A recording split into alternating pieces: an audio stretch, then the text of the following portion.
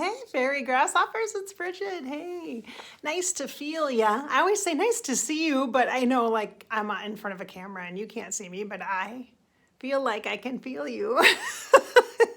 That's part of the benefits of being a psychic, I guess, like the clairsentient type, which is empath. I'm such an empath, just like you. That's why you're here. That's why you like Fairy Grasshopper Channel. I know it. I know it. And I'm recording without my mic today, so bear with me. I don't think it'll be too echoey in here. It might be.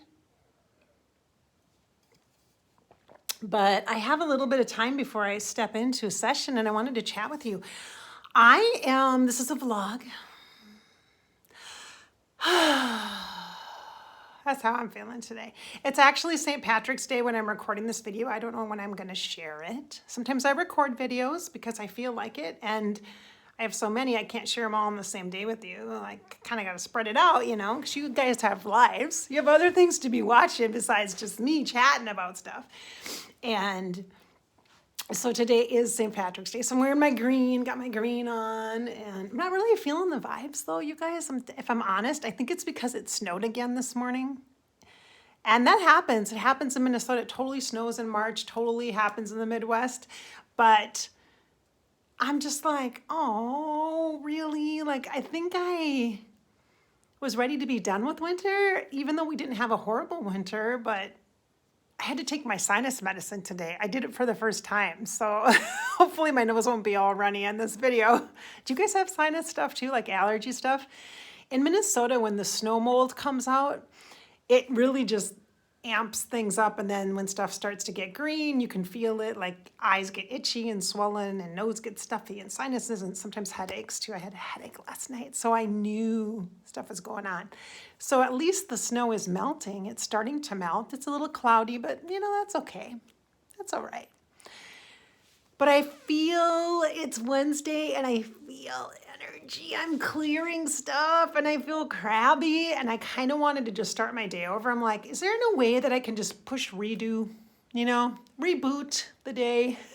Because my mood, and maybe because I had a headache last night and I didn't sleep the best.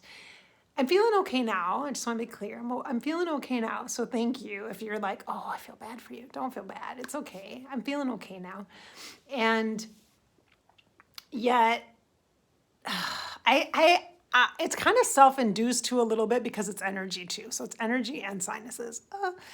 So Monday and Tuesday this week, I gave myself time to go through every single link, video, audio, read the posts that I have on a private little website that I host called Purple Magic Retreat, where it's totally for Prince folks. And every year, usually, like since 2017, so for 3 years in a row, 2017, 18, and 19, I hosted an in-person retreat here in Minnesota. And we did stuff related to Prince, and we toured like Paisley Park Studios. We stayed in Chanhassen in the same hotel in the same area near Lake Minnetonka, his old stomping grounds, right? Like, I am really familiar with that area. I actually lived not too far from there, right out of college, you know? So I kind of know, and it's like 40 minutes from my house, so it's not that far. And so I'd invite people out, and we had that, you know, retreat. And so, and the first year I did it, 2017, I created a whole bunch of content for people who couldn't actually come and travel for lots of reasons, you know, kids, no daycare, really expensive. It's expensive to travel. It's not cheap to travel. And then accommodations and hotel and all that.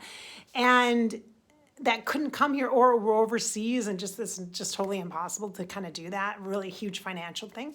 And I created lots of content on this little website so that I could sell to them a very affordable, accessible version of a retreat to communicate and connect with the energy around Prince and his creativity, his love of Paisley Park and what that meant to him, music, energy of healing, and what his life is like as an afterlife, because he's in the afterlife now, what that means for him and how he can work with people and that kind of thing, and help people kind of move through their grief process and give inspiration too, you know?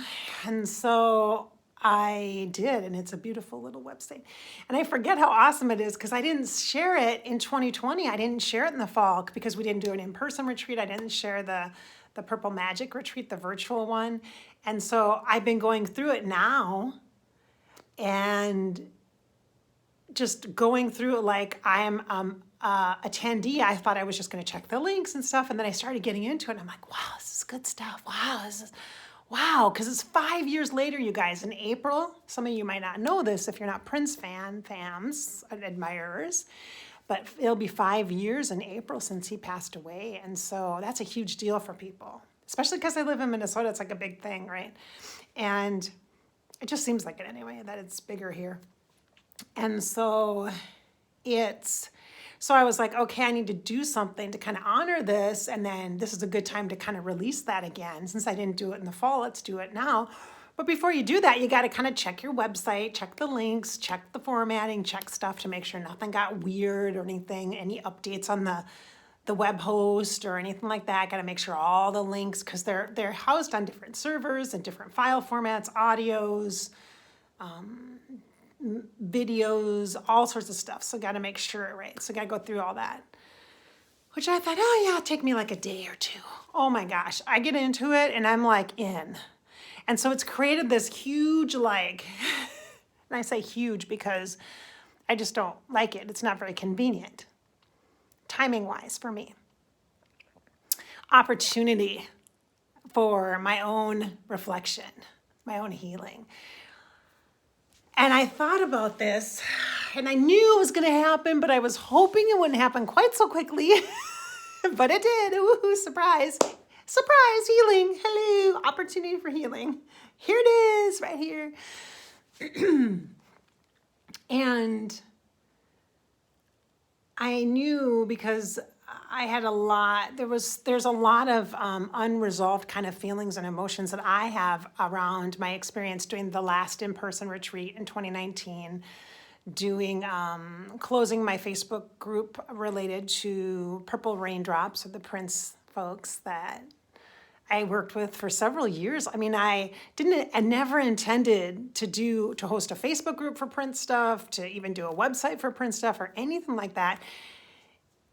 I just wanted to help with the healing process and the grieving process because that's what I did well, right? As a medium, I'm really good at that, or I have been, and I understand it from a life coaching perspective, from a personal perspective, because I've experienced loss like that.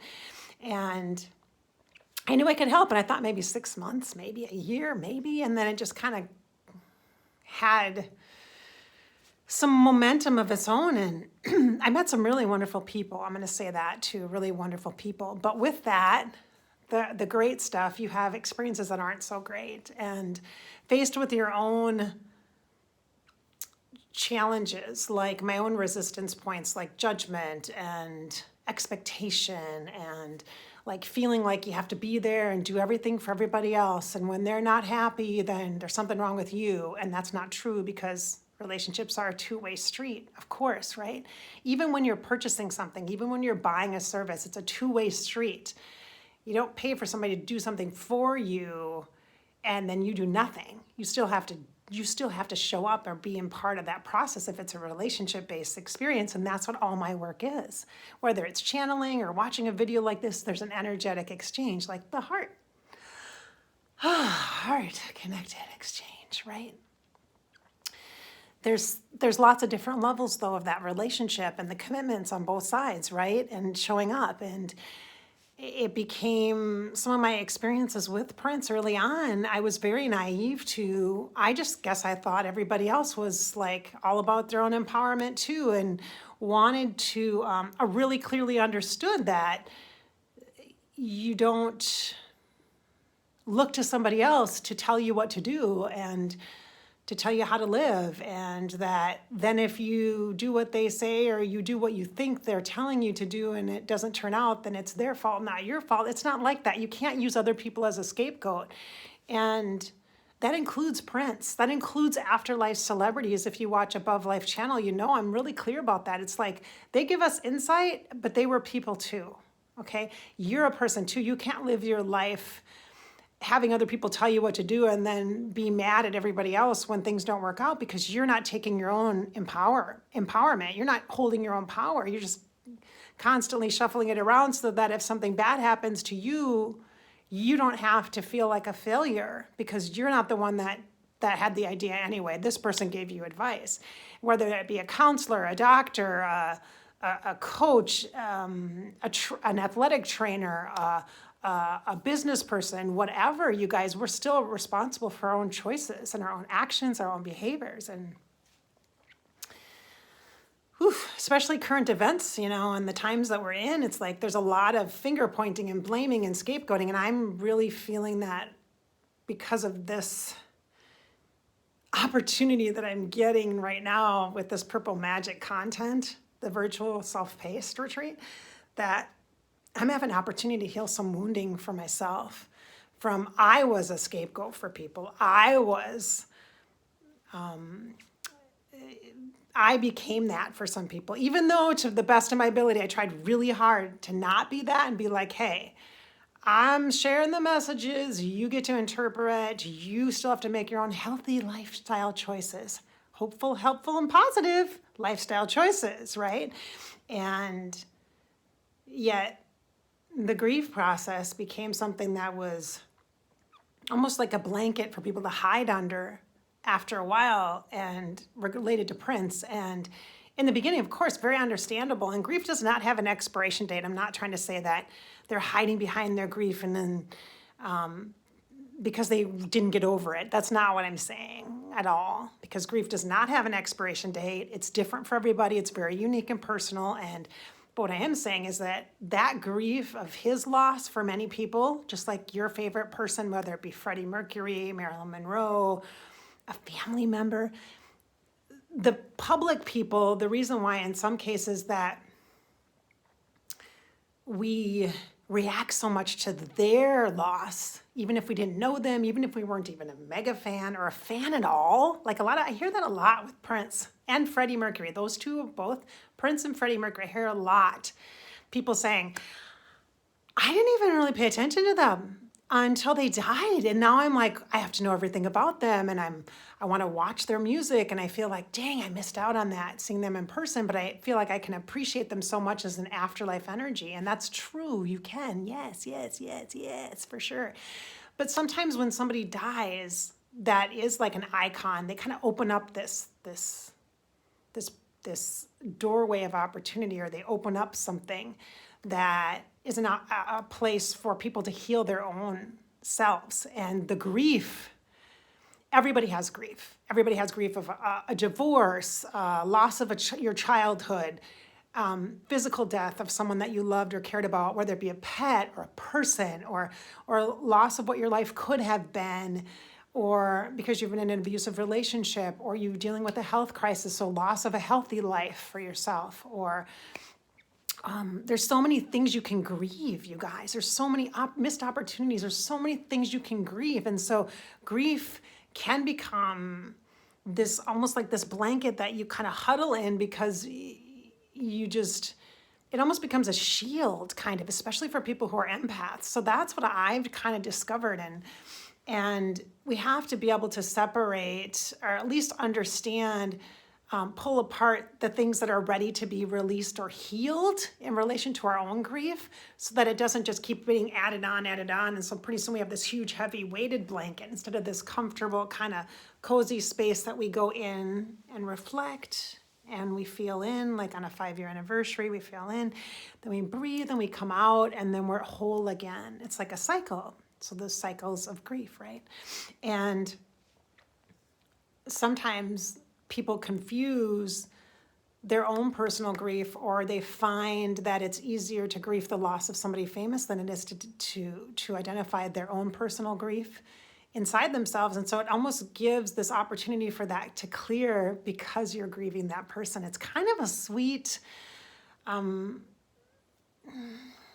it's almost like a gift that's given when somebody famous passes, or that can be received at that point because of that. But the point is to move through the cycles of the process and not just to stay in this one place. And unfortunately, grief is just its own thing, and it can become the way that somebody connects to love for someone.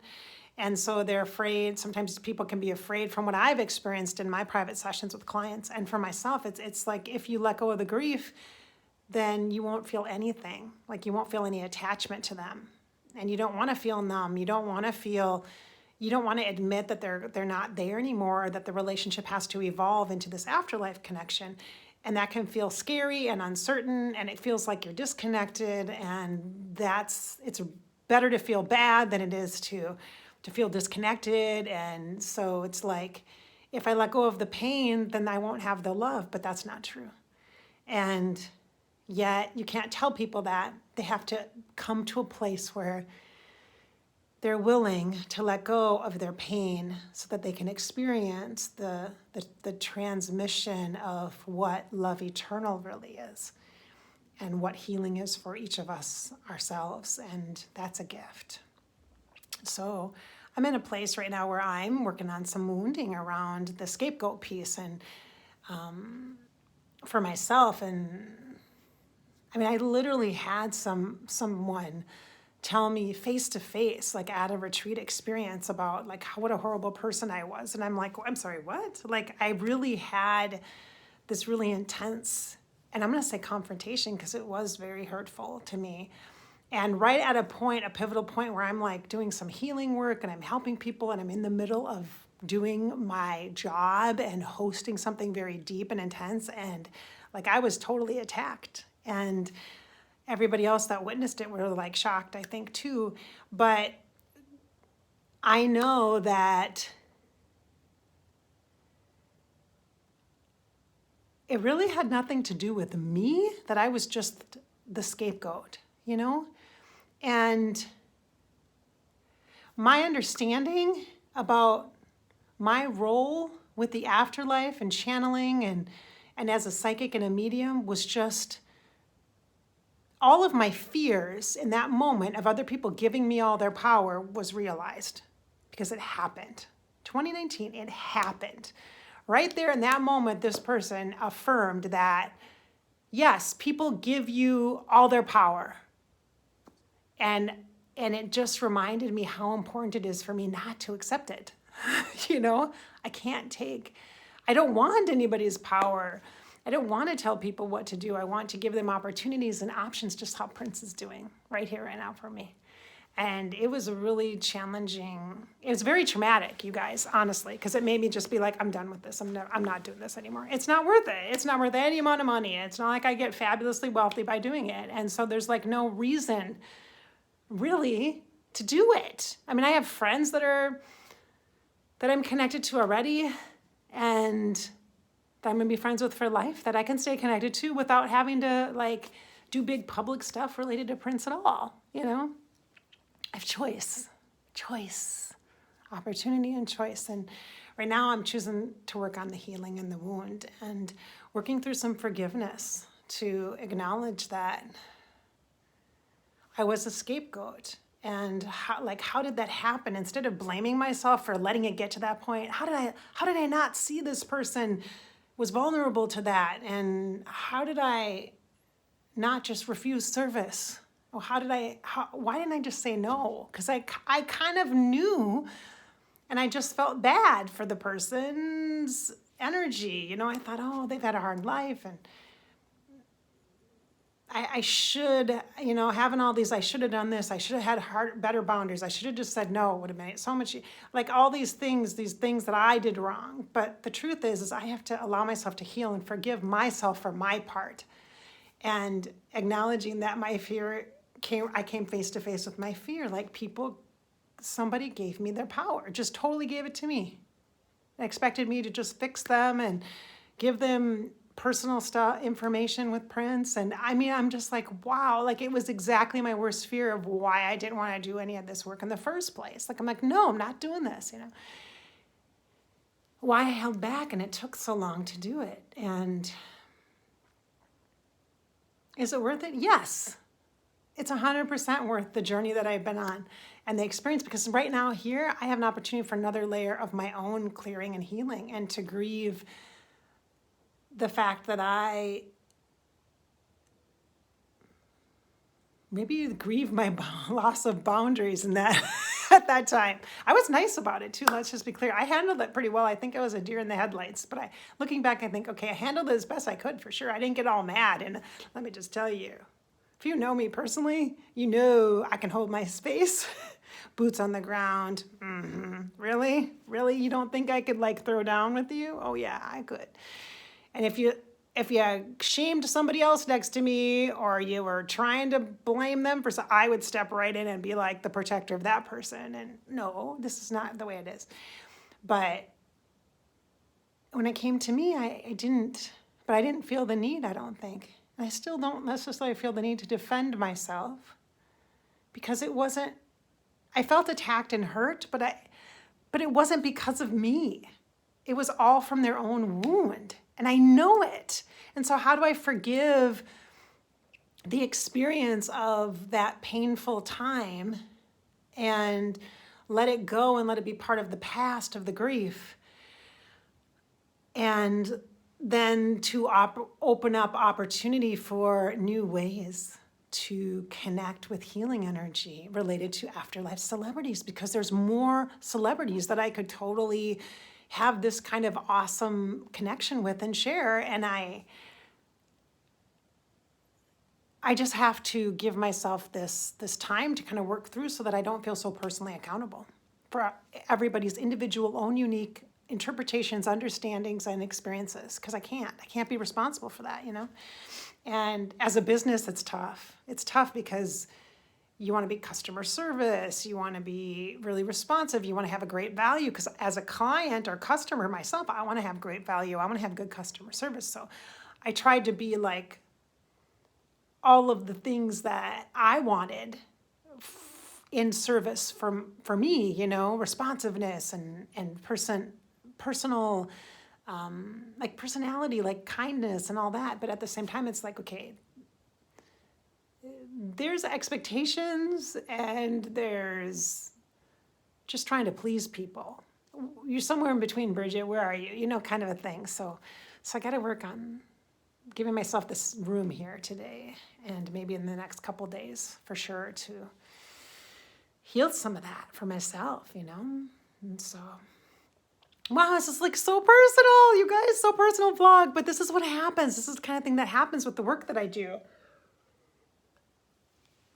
Whether it be a like group channeling session that I offer, whether it be my monthly offerings and small group like Divine Woman or Intuitive Woman, or whether it be a channeling with like Freddie Mercury in a small group, or my word of the month, which is basically a psychic look at the energy in the month ahead, by the way. Not very many of you guys are participating in that. You should, because it's like it's a cool thing. And I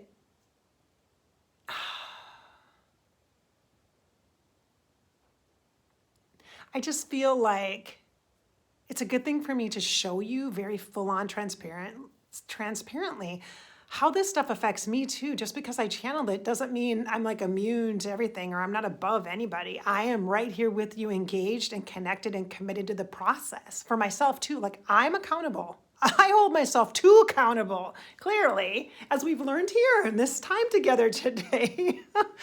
Oh, goodness.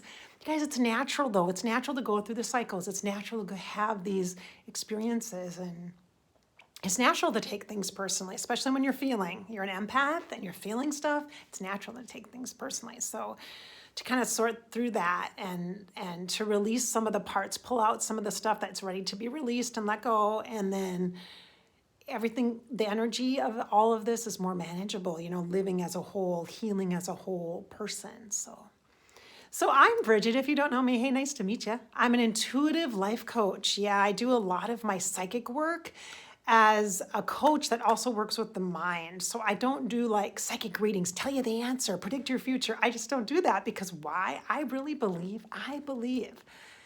that you create your future. You co-create that, just like I do with my healing helpers. You do with your healing helpers, whether you know them or not. doesn't matter. They're on your side and helping you out. And you probably feel that support, whether it be archangels or totem animals or loved ones from the afterlife, whatever it may be. They're on your side to help encourage and inspire you. But it's your unique ideas that create your life. And when we have session, it's you and what you want that comes forward and through. And I just give a voice to your spirit. And it's not like you're quiet and I just talk the whole time into all this stuff. It's very much a relationship, and I'm committed, and it takes some time, and intuitive coaching is a good way to kind of build that rapport and that trust and understanding of the process and what it means to be intuitive, at the same time using your mind and your soul for you, your intuition and your mind together, and also your heart, of course, and your body as well, to make the best choices you can for your life, the most informed choices, the most wise choices. So most of my work is done under intuitive coaching. And so you can find that at abovelifechannel.com if you're interested in what I'm offering now for services at this point that I'm sharing this video. And yeah, so yes, I am a psychic medium also. So you can visit if you're interested in that stuff. Just watch all the free stuff at Above Life Channel. I have over 340 some videos there. Yeah, 340 some plus and growing.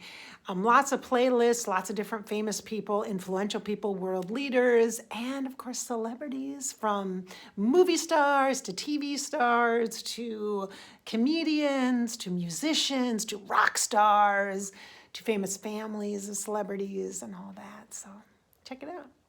All right. Mwah! Thanks for being here. Thanks for being part of my journey as well.